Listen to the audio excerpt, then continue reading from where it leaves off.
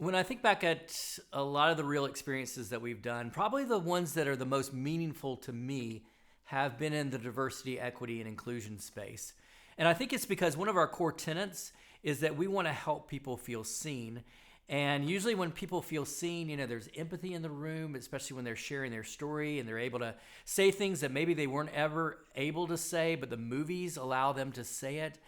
And again, that creates empathy with their teammates, and then they feel more engaged, they feel more known. And so a lot of those experiences, which are around topics that are hard to get into, right? DEI is such a hard space because it can be politicized and it can be, people can have their walls up in a big way. And for the movies, we feel like the movies kind of break through those walls and allow people to tell their story. So a lot of the more rewarding experiences that I've done have been in this space. And so I wanted to take you inside a DEI experience that we did with a team and allow you to see some of the examples. We did an experience on inclusion and belonging. And so I want to take you inside that and show you what it looked like. So let's get into it.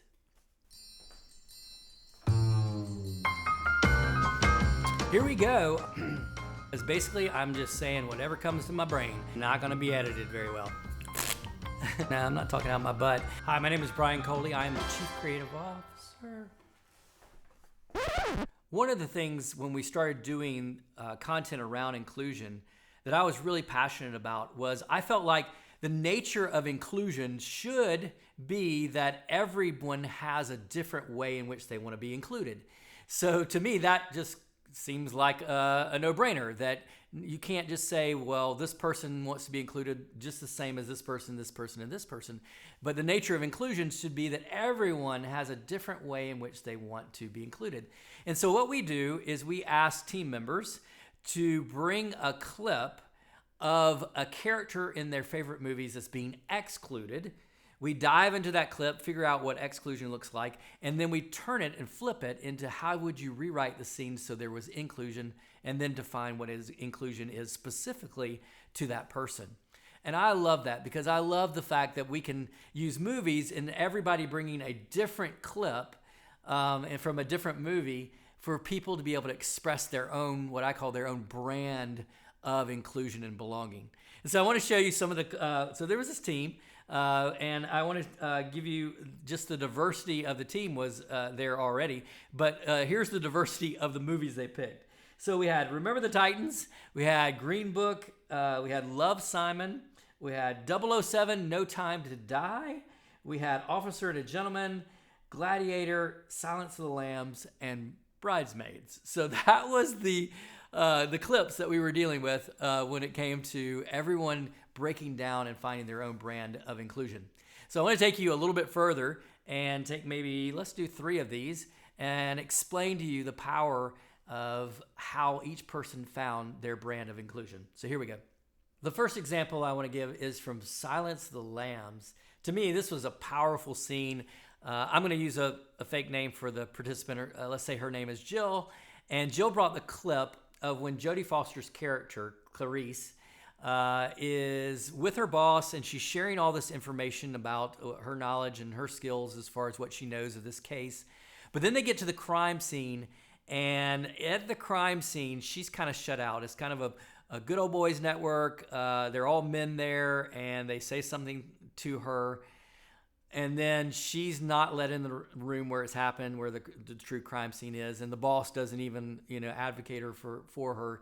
He almost even tries to shut her out of the room. And so Jill's brand of inclusion is, I'll try to do it word for word here. For Jill, inclusion is not using me for knowledge and skills, letting me in on all the information and conversations.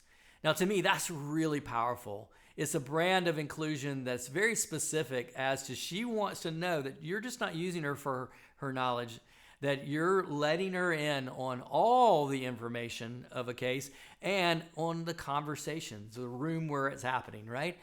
To me, if I'm her boss, like that would be huge for me to be able to know that that's what she wants as far as belonging. So that's Silence of the Lamb. Let's go to example number 2. So the second example is 007, No Time to Die.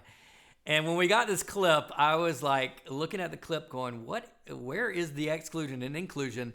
Because it's pretty much an action scene of James Bond and this woman.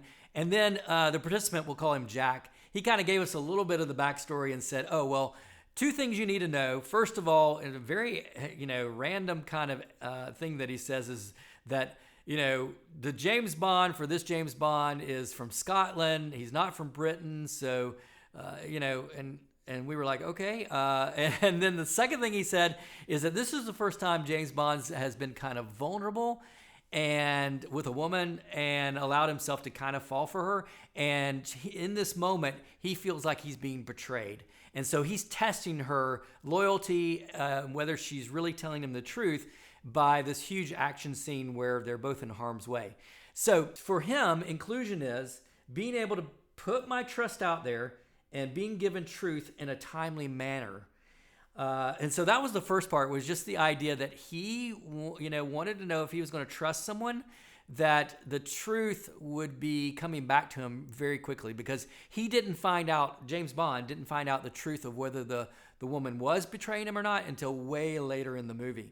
And so one of the things that was important to Jack was that he got timely information to validate truth so that he could place his trust even more so and not feel like he's vulnerable and out there. And obviously the next thing he says is to feel like I won't be lied to or betrayed.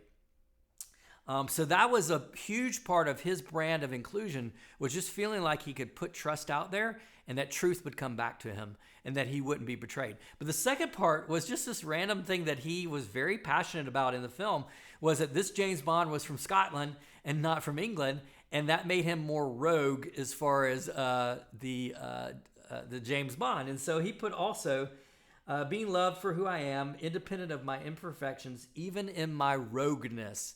And so he wanted to be accepted, or feeling like he could be included even in his rogueness. So really specific things that came out of James Bond and 007, No Time to Die. All right, the last example. The final example was one that had us all in tears. It was a really powerful clip. The guy's name I'll just say is George, and he shared a clip from a movie called Love, Simon. This is a movie about a teenager who comes out of the closet to his friends and to his family as being gay, and it was just tremendously powerful. The exclusion part was just the times in which he was found out as being gay, or when he had to come out to his parents, and just the feeling of that momentary feeling of being excluded. And then this is what he said as far as his brand of inclusion. So George's brand of inclusion was being loved for who you are, even after your secrets are revealed. And this is the most important part. In fact, there was a line in the scene that was connected to this. In fact, I'll play the line in the scene right here. And I don't want you guys to think anything different. I'm still me. Of course you are. Yeah. Simon. And so George says, being thought of the same after the secret is revealed as you were thought of before. So that was really, really important to him, I remember, was feeling like the way he would be, people would see him after they knew he was gay. He wanted that to be the same as when they looked at him before. And that was the part where it was just breaking our heart, where we were realizing how important it was for him to feel a sense of belonging, that people wouldn't change their opinion of him. They wouldn't change the way they looked at him, thought of him, based on just knowing that he was gay. And so it was just a tremendously powerful way for him to express. I don't know if some of the people in the room knew he was gay, George that is, that he was coming out of the closet a little bit to them, or if they did know, then this was just a really way to create empathy for what it felt like for him, George, to come out of the closet and to continue to have to come out of the closet within the workspace. So just a powerful example.